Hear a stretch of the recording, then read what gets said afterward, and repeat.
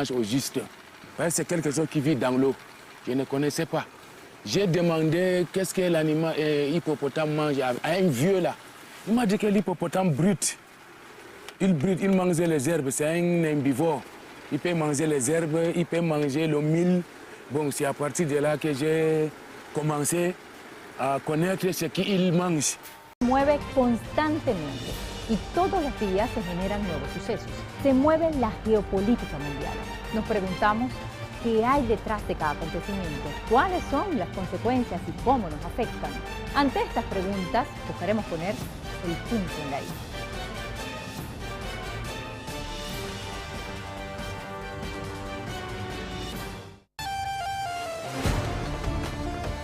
Every year, thousands of people leave their homeland to reach new horizons.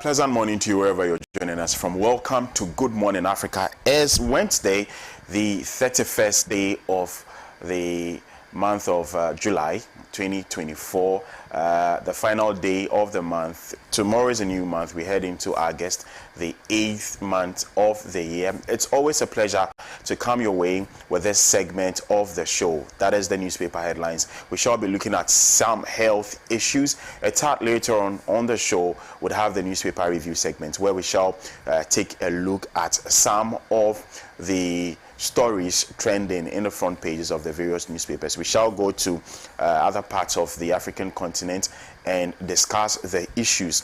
Sakasalia of the New Patriotic Party, Rich Taniama Amafio, who is a blue economist, and then Hamza Suhini of the National Democratic Congress would be joining yours sincerely to have these conversations. And it's always a pleasure. A reminder that we are live from our studios at number 48 Swanika Street in Abelingpe.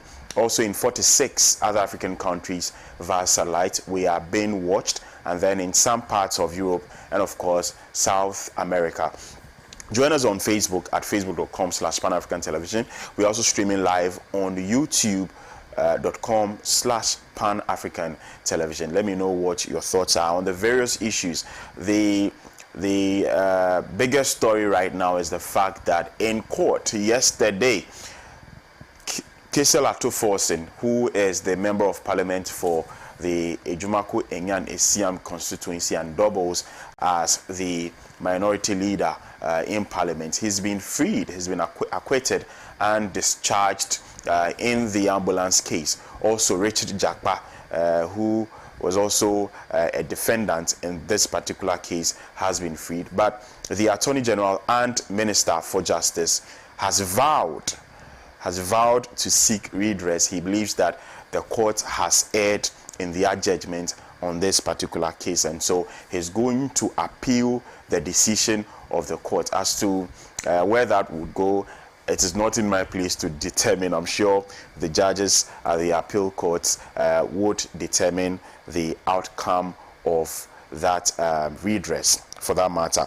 Also, we know for a fact that the flag bearer and leader of the National Democratic Congress, John Dramani Mahama, he is currently in the Central Region. Yesterday, he met with the Central Regional House of Chiefs with his running mate, who is a daughter of the soil, who comes from the Central Region. They had various conversations in relation to what the former president would do should he win the December 7 election. Today too, by the way, a former chairman of the People's National Convention, Bernard Mona, we all know him for his activism.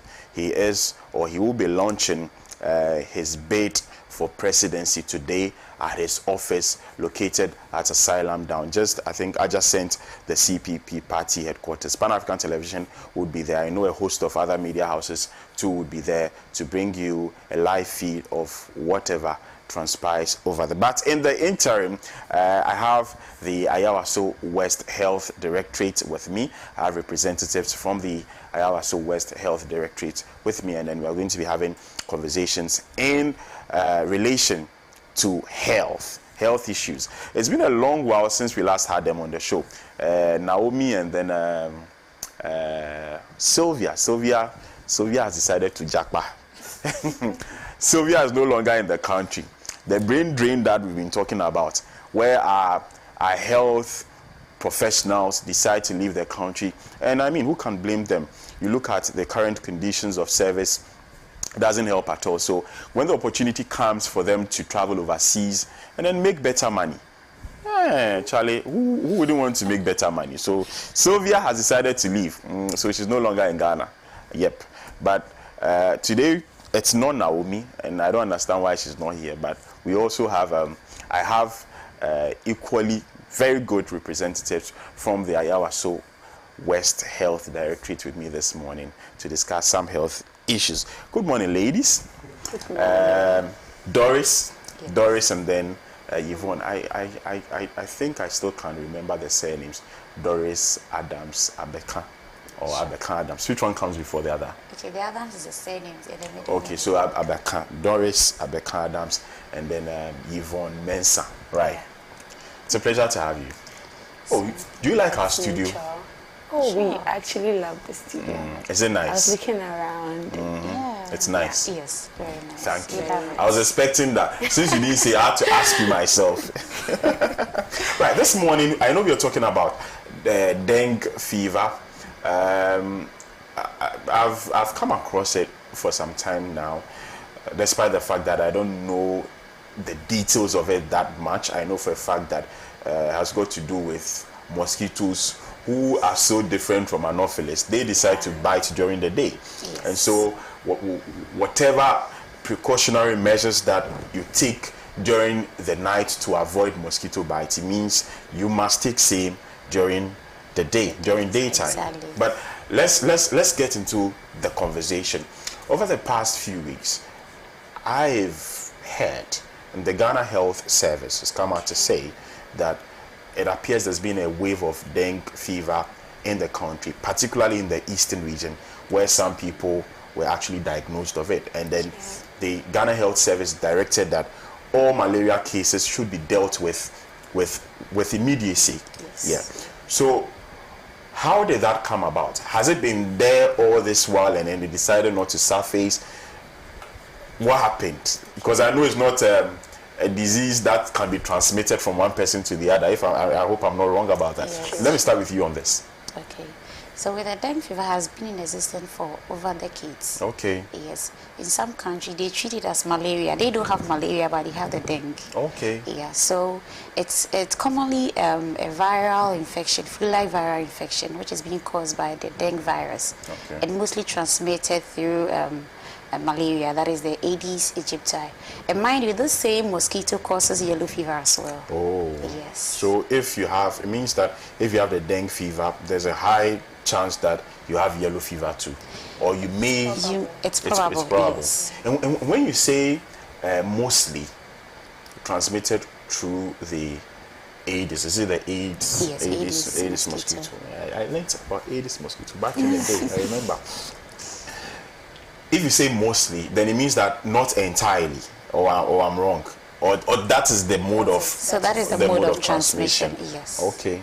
Wow. Interesting. And how different is it from the usual malaria from the Anopheles mosquito? Okay. So with the dengue fever, the mosquito is different. That mosquito which transmits the dengue fever is different from the female Anopheles mosquitoes we know, which causes the malaria. So you may present the symptoms, a malaria or flu-like symptoms, just like the malaria, but then it's not malaria. So if care is not taken and you continue to treat it as malaria, you end up losing your life. Yes. Interesting. I think you'd take the next question. Okay. So, what are the, okay, we understand that both are similar, malaria and then dengue are similar, but what are the differences? Aside the fact that, like earlier stated, the Aedes mosquito actually bites during daytime, what are some of the other differences in when you pull parity with malaria or the female Anopheles mosquito? Okay, so with the female Anopheles mosquito, we all know it, but then when it comes to the Aedes aegypti mosquito, it has this black and white stripes. You know, sometimes you tend to see different kinds of mosquitoes, especially if you live in a mosquito-prone area. So the mosquito, I don't know if it can be projected for us. Yes, we'll try and project it. So it has this white and then black stripes. Oh, okay. It's different. And then Zebra they mosquito. reside mostly. They reside mostly in areas such as, you see, the eastern region, the tropical areas, the forest areas, just like something more characterized with yellow fever. So with this same mosquito, one other difference is, aside the mosquito, the other difference is the fact that the signs and symptoms, aside the same things such as headache, fever, and then other things, we have what we call retroorbital pain. So you feel like your eyes hurt. You have eye pain. That is pain behind your eye, not the eyeball itself, but then you feel the pain behind your eyes. Okay, and then the complications to a hemorrhage, you can have blood coming from your openings, like your nose, your orifices. Yes, your nose, let's say your eyes, almost your like ears. Exactly. And then you can have blood in stool as well. You can have blood in stool, blood in urine, and all of that. So those are the cardinal, like the differences as compared to malaria. But the signs and symptoms are almost the same. They're almost the same. Yes. Would you say that dengue is deadlier? Deadly if you've been infected before, and then let's say in a space of 12 months or 11 months you get infected. That one, we call it a critical phase of it. So the person tends to exhibit complications, like see more serious or more severe signs and symptoms. Yes, and then more deadly because you may think it's malaria, or you may think it's just one of these fever. You know, in Africa here, especially in Ghana, the moment you feel a bit, you go and cook some concoctions, and then, you know, yes, and then you start taking paracetamol and with this one, you can't take things, NSAIDs, that is non-steroidal, those analgesics and all. You can't take them because they increase the chances of bleeding. So some are ibuprofen and then aspirin. Okay. So you can't take ibuprofen? No. You can't take aspirin? You can't take aspirin, but you can take acetaminophen, that's normal paracetamol. And then what we do is we treat by signs and symptoms. With malaria, it is caused by a parasite, a protozoan parasite. But with dengue fever, it is a viral infection. And with viral infections, we treat based on the presenting signs and symptoms. And so it is not curable. Oh. Yes. Oh. But then we treat, we actually... Dengue is not curable? It's not, how do I say, just like most viral infections, it's not something you can do away with completely. Or did I say it's not curable? Okay, so it's not a disease that has, let's say malaria has a medication for malaria to deal with it completely. But with dengue fever, we don't have a dengue fever medication, but we treat signs and symptoms, like I was saying. Can you be immunized against dengue fever? Can you have any form of immunity? Yes, they have vaccines, but it's not globally available. Okay. Yes, they have vaccines, but these vaccines somewhat just reduce severe signs and symptoms. Okay. Yes, they can't protect you entirely. But then, provided you get infected, you don't get the severe form of the disease, or you don't pass on. Exactly. Wow, interesting. If you're just joining us, I'm in conversation with representatives from the ALORMASOR West Health Directorate. Today it's neither Naomi nor Sylvia nor there's another one. Is it Naki? Angela? Louisa.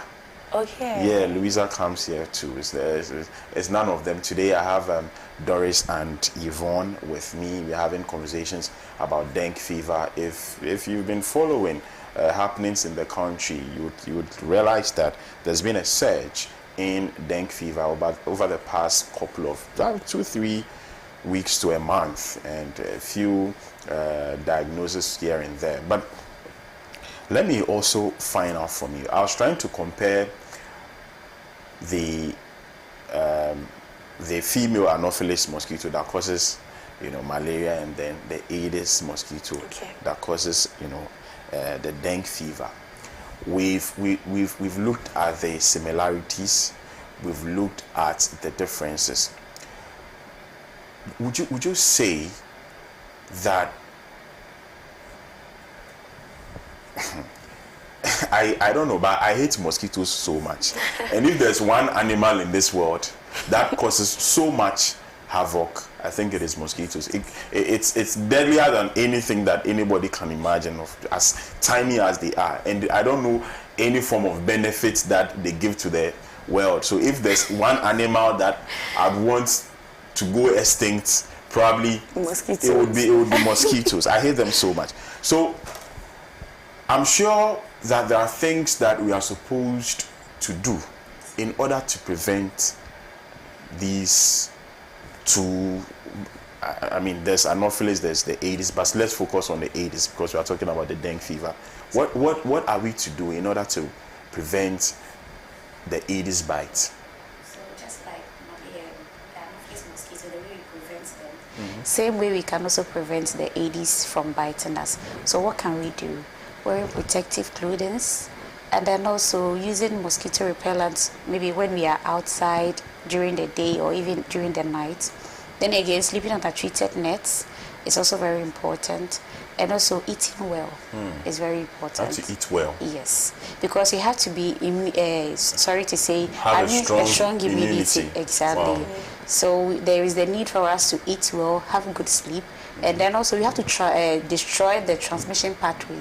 That is the mosquito, destroying all breathing grounds like the stagnant waters, burying all cans, also ties and other things. We didn't leave our waters just like that. We have to cover all our waters and all that. So when we prevent when we disrupt the transmission pathway, then we are preventing the mosquito from multiplying. Okay, after doing that, then we have to take care of our health. So when we are sick, we don't need to go to over-the-counter drugs, or we don't have to go to any shop, get ourselves any medication we want, but rather get tested and then treat. We always say that test before you treat. You will test and it's not malaria, but you might think that it's malaria, so you always go for anti-malaria medication. You keep on taking it, and then all you may know it's not malaria, and then you end up dying or losing your life. Yes. So once you get tested and you know that it's not malaria, then you have to focus your attention on what's the Aedes as well. Yes. Which group of people are most affected by dengue fever? They are easily susceptible to the. It's not a virus. Is it a virus? It's a virus. It's a virus. Yes. Okay. So which group of people are easily susceptible to the dengue virus? Okay. So we have So we say people whose immunity somewhat is compromised due to their condition, pregnant women, people who have underlying health conditions. We have children under 5, babies as well. Okay, so children under 5, all these people are very, very prone. Yes, because their immunity somewhat is compromised, either because they are aged or she's pregnant, and then she has to share her immunity with her baby, or she is, excuse me to say, the person is that small, so like babies whose immunity is somewhat low.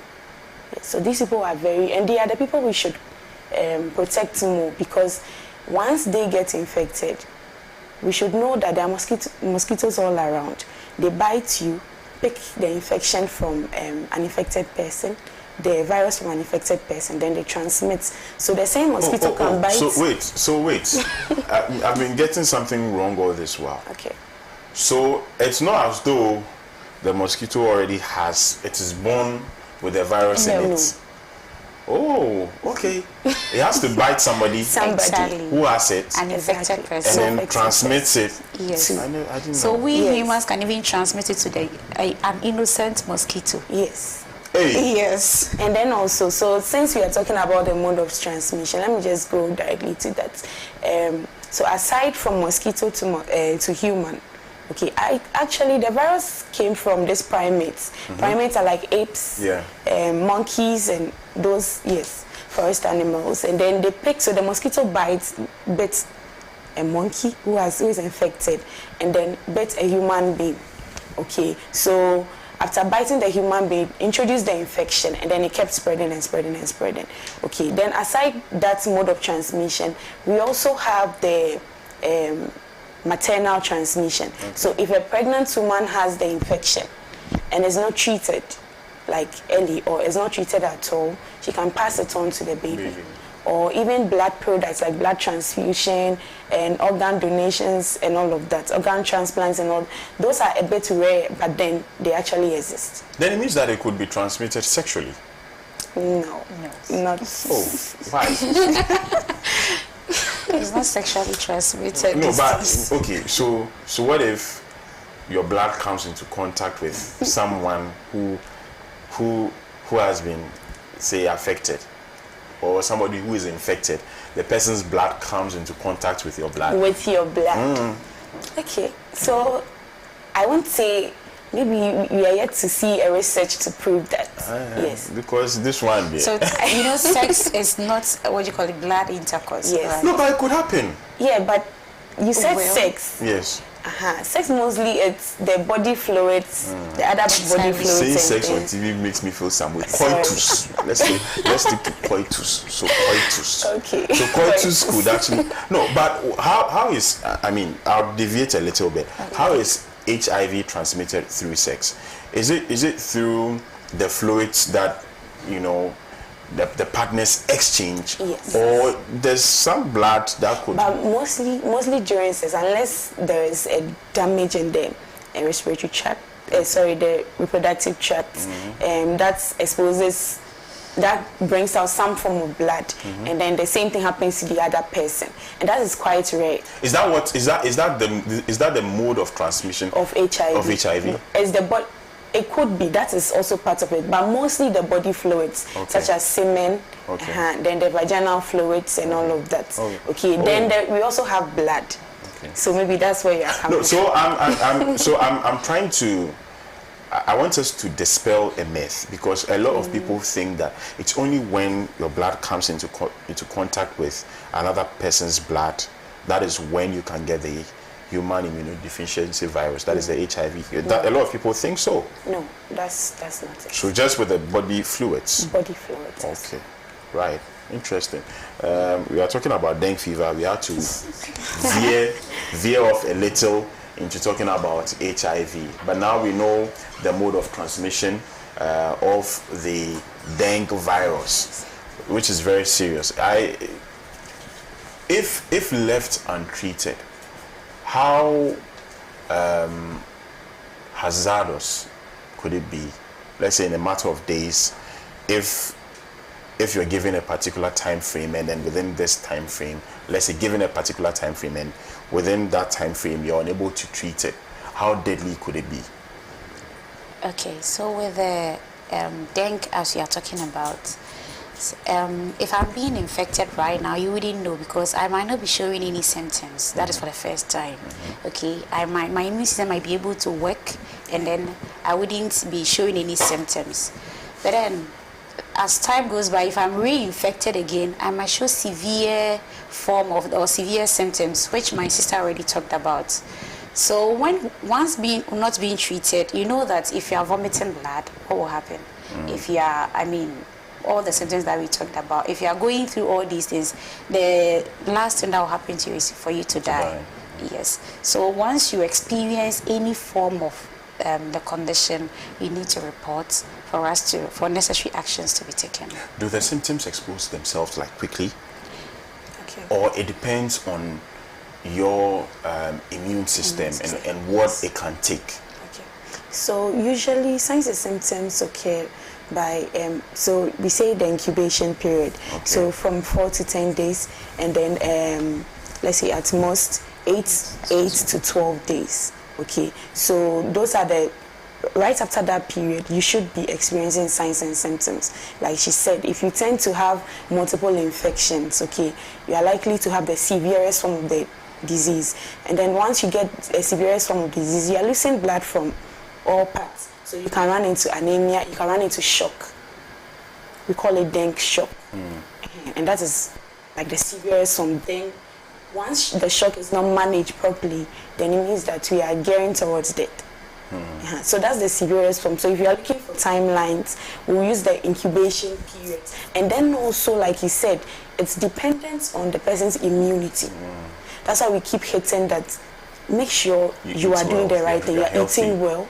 Make sure you are healthy, so that even if you encounter this virus, your immune system will be able to deal with it some way. Yes. Right. Thank you so much. Okay.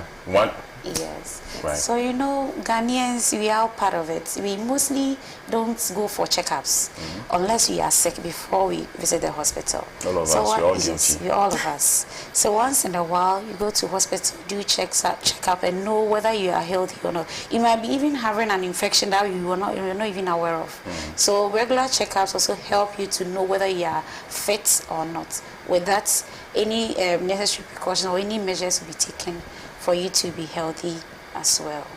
So. Right, thank you, Doris and then Yvonne. I've been in conversation with them. We've been talking about dengue fever. Now you know what to do.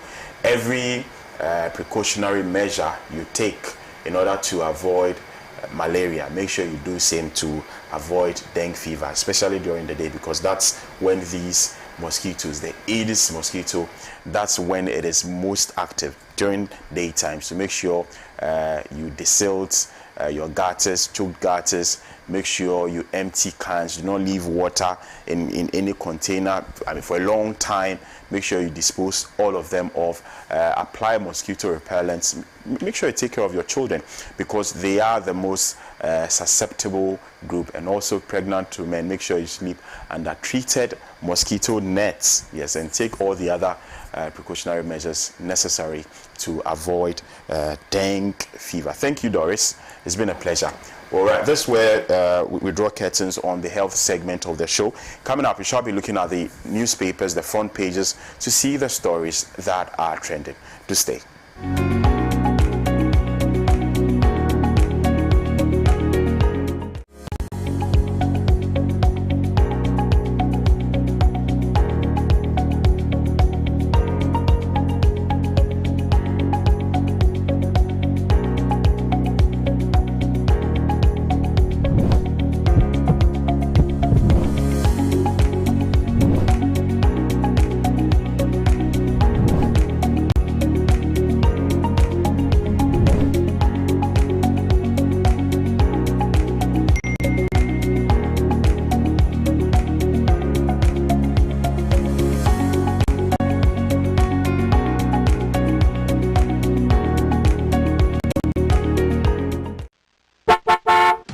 Fix My Ride Company Limited makes customers feel good and proud. Fix My Ride Company Limited has experts who fix accident cars, making them look like brand new cars. They provide services such as engine tuning, overhauling, body works, oven spraying, air conditioning service, upholstery, electrical works, automatic gearbox repairs, maintenance, and all general car servicing. Fix My Ride Company Limited also has towing cars to tow cars from customers at no cost, as well as giving giving customers cars to use when their cars are involved in an accident. Thinking about fixing your old car or selling it? Just give us a call. Locate Fix My Ride Company Limited, adjacent the Accra Academy School on the Odoko Police Quarters Highway, Atiko Junction, behind the Gold Filling Station, Kadeshi Odoko Highway in Accra. Call us on 0303 944 880 or 020 222 7660 or 0540 556020 or visit our website fixmyridegh.com. Fix My Ride. We own the finishing.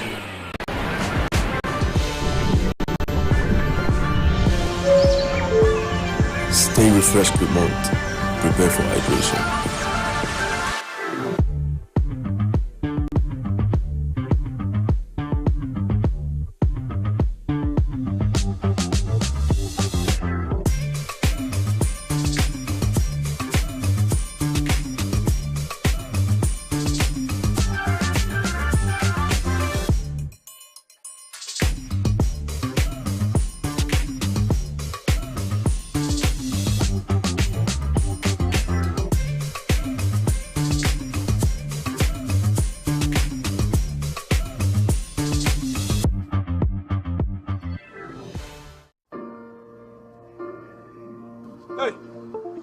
Man, and you may have good trouble so dinam we am here. Me near my 1212 na me me twa apesika bia to me botomu. And it's a machine we aso how much could be musame. I don't want to tomami.com ka. And also need them. A free classified website will be bia opesa utombia. Say ye car, TV, fridge, fan, computer, asase kwa na opesa utoma. Fa to tomami.com. It wouldn't way nyina na one country me. Me ye ne den na me so me dia to go. And one say for mobile phone na. We log in www.tomami.com. Tomami.com. Now we take a picture of item now person will turn. Now we do price. Unia, that's it. With the minimum name to Tomami.com. Tomami.com. A free classified website. We do deal person will turn here. We need the two of it. Show. No be able to. A classic.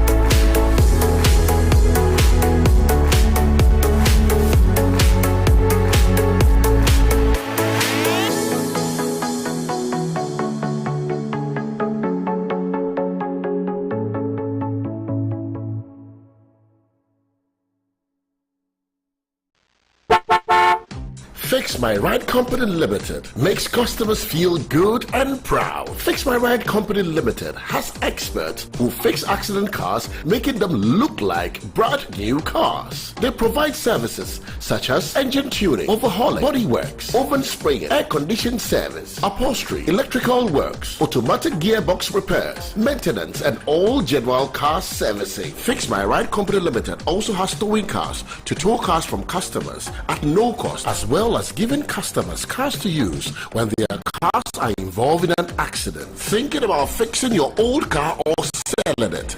Just give us a call. Locate Fix My Ride Company Limited, adjacent the Accra Academy School on the Odoko Police Quarters Highway, Atiko Junction, behind the Gold Filling Station, Kadeshi Odoko Highway in Accra. Call us on 0303 944 880 or 020 222 7660 or 0540 556020 or visit our website fixmyridegh.com. Fix My Ride. We own the finishing.